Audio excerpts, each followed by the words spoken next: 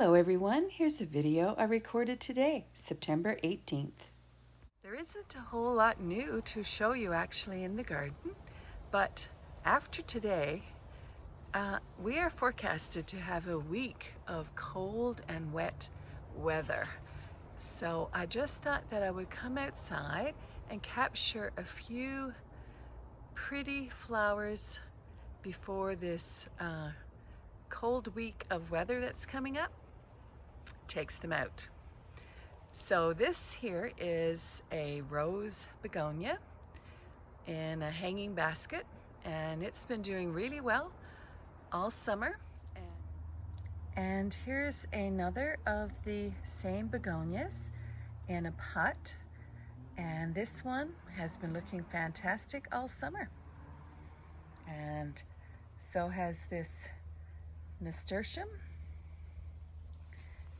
and this geranium, pelargonium, has been just so reliable all summer with the most beautiful bright pink flowers with red centers.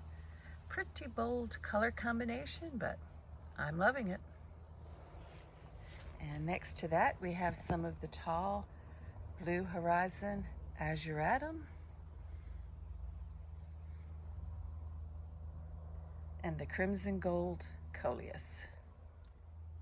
And here are some peach-leaved bellflowers that are just looking glorious in the sunshine. And let me just go a little closer on some of those blooms. Look, aren't they just lovely? This has been in bloom for months, I must say. Here's a few of the crimson bedder nicotiana that are backlit by the sun right now. And my goodness, what a glorious color. These have been in bloom since late June, early July. Grown from seed, very economical. Here is an Annabelle hydrangea, and most of the bloom heads have turned green now, but there's the occasional one throughout this hedge of Annabelle that is still creamy white and looking so pretty. And more begonias and lobelia. You just can't beat those two plants for our climate for any sort of container situation. They're fantastic.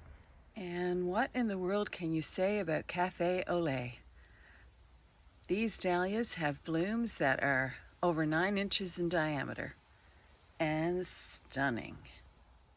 From here you can see my container garden with the dahlias and the cosmos. And on this side of our steps, there is a plectranthus. I'm not sure I'm saying that right, but oh my gosh, this plant has grown so much, and it has pretty little blooms, as you see here, kind of like miniature snapdragons. And in between this, we have, I think it's called something like Starry Night Coleus. And this is another one that I am certainly hoping to save by taking cuttings and bringing it inside for the winter. I take cuttings because I don't want to bring in any bugs. This is another Cafe au lait dahlia that's growing a little further down by the side of our house in kind of a utilitarian area.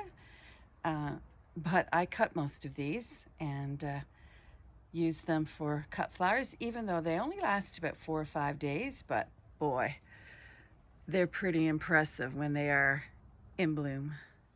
And right next to the Cafe au lait dahlia by the side of our house in a container is this Mr.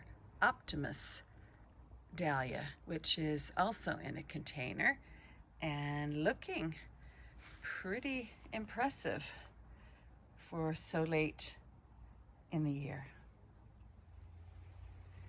This is Venice Boulevard Coleus, and oh my goodness, this is the first year that I grew this one, and I will certainly be taking cuttings very soon to overwinter because, oh my, isn't this just the most beautiful leaves? This is the view from my favorite seat, and you can see that my flower garden actually hides me away from any of the traffic. Oh, and I can hear a little sparrow tweeting, but we have some David phlox that's definitely past its prime, and I'm kind of surprised because this is the first year that it has been in bloom long enough to look shaggy like this before the frost comes, which goes to show you that we had a hot and early summer. But these coleus, here's a crimson bedder, and there's a Beale Street red. Oh, not crimson bedder, I'm sorry. This one is called crimson gold. Crimson gold.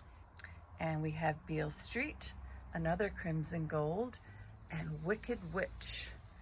And in between those are some of the Chinese lanterns. You can see one of the lanterns there. They're not turning yet, but there's one over here that is starting to turn that you can see peeking out right there. And there are more. I grow those just for Halloween decorations actually, and I don't mind them here in the back of my flower garden.